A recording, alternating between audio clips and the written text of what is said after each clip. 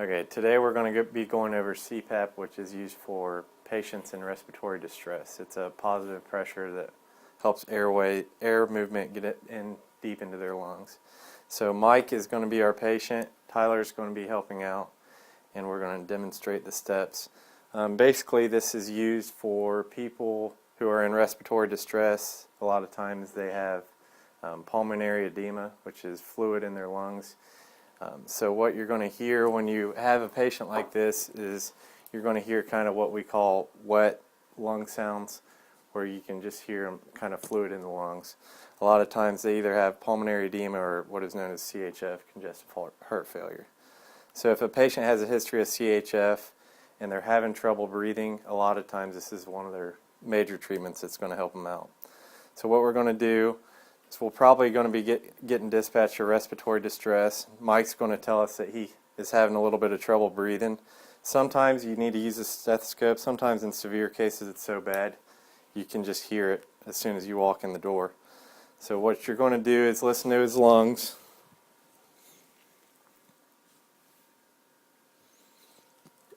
You can hear fluid on both sides. One of the contraindications for using CPAP would be a pneumothorax, which means he's not getting air movement on either one side of his lungs. So you don't, if you're not hearing breath sounds on both sides, you might want to reassess the situation, make sure it's not something other than fluid in the lungs. But he's good, so we're hearing gurgling in his lungs. So we're going to go ahead and hook him up to CPAP to try to help him out.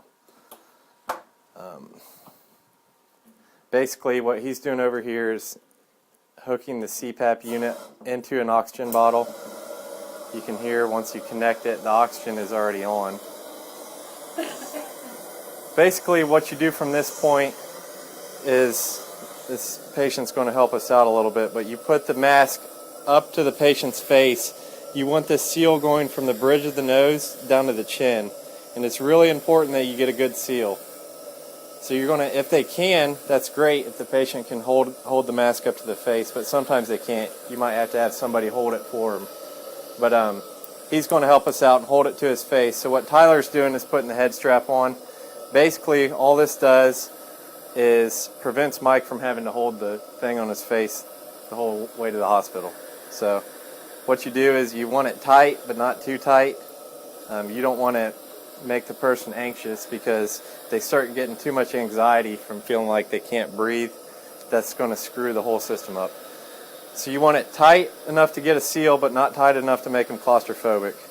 So you can see he's doing the top straps first, get both sides tight, and you want it to be even too. You don't want to pull real tight on this side and kind of loose on this side, or else it'll kind of whop a jaw on their face.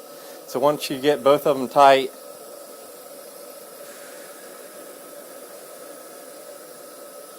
he can now let go of the mask.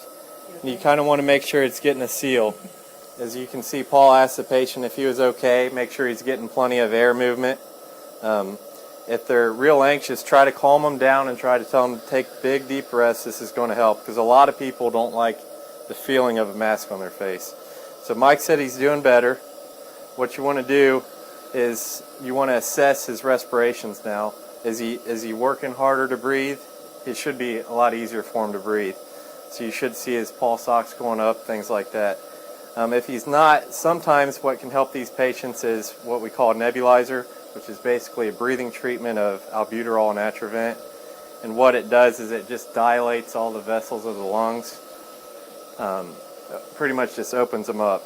So if you need to run the CPAP and the nebulizer at the same time, it can be kind of tricky sometimes, but it can be done. So this right here that Tyler's holding is the nebulizer, and the bottom of it you would put your albuterol and Atrovent. This is just saline, since we're just demonstrating. So what you want to do is you want to connect that into the bottom of the blue tube here that comes in a kit.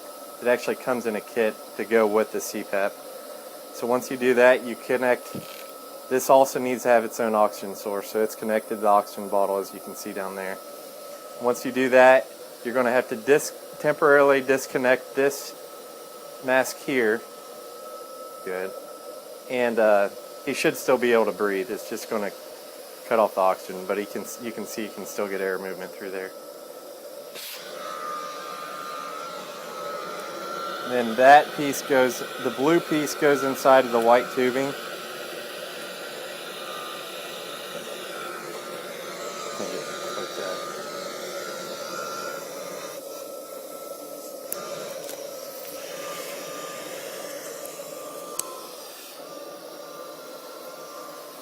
Turn the bottle on.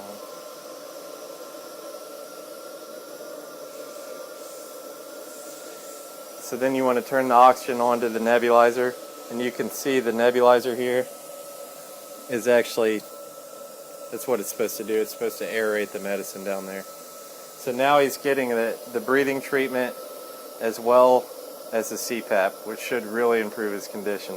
You still able to breathe? Is that helping you out a lot? As you can see, it helped this patient out. That's it.